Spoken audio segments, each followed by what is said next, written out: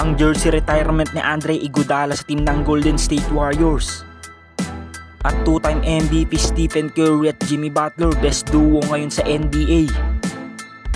So para nga sa una nating balita, sa magiging game ng Golden State Warriors at Dallas Mavericks sa darating na February 24, nakatakda nga ang date na ito para sa jersey retirement ng former Finals MVP na si Andre Iguodala sa team ng Golden State Warriors at sa retirement ng kanyang jersey number 9 na iahang sa Chase Center.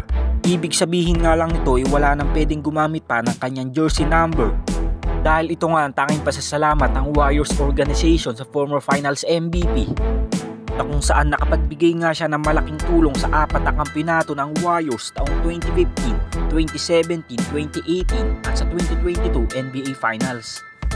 So sa mga naging achievements ni Iggy sa team ng Golden State Warriors, nakapagkamit nga ito ng isang Finals MVP taong 2015, ngunit naging kontrobersyal nga din ang kanyang pagkapanalo dahil kung sa stats nga lang ang pag-uusapan noong NBA Finals laban sa Cleveland Cavaliers ng 4-time MVP na si LeBron James, halos napakalayo nga ng lamang ng 2-time MVP na si Stephen Curry kay Andre Iguodala. Ngunit si Iggy nga naging susi sa unang kampyonato ng Warriors dahil siya nga naging main defender ng 4-time MVP. Kaya naman nagkaroon nga sila ng success sa NBA Finals laban sa Cleveland Cavaliers. At sa FIFA World Cup at Olympics noong 2012 at 2010, nakapagkamit nga din si Iggy ng 2 gold. At rank 4 nga din si Andre Iguodala sa Warriors all-time playoff game played list. At nasa 452 regular season game nga din ang kanyang nalaro sa team ng Golden State Warriors. So ito nga lahat ang naging achievements ni Andre Iguodala sa Dubs. At wala na ngang question sa kanyang career dahil naibigay na nga niya ang lahat sa Warriors.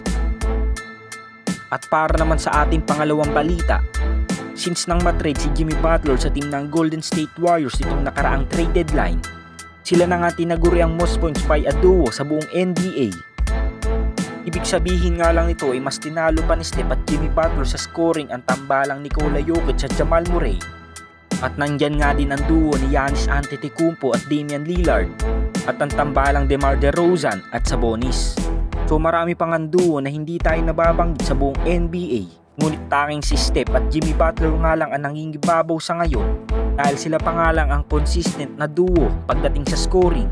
At kung magtutuloy-tuloy nga lang ang kanilang magandang performance at makakaiwas sila sa injury, napakalaki ng tsansa na muling makapasok sila sa playoffs.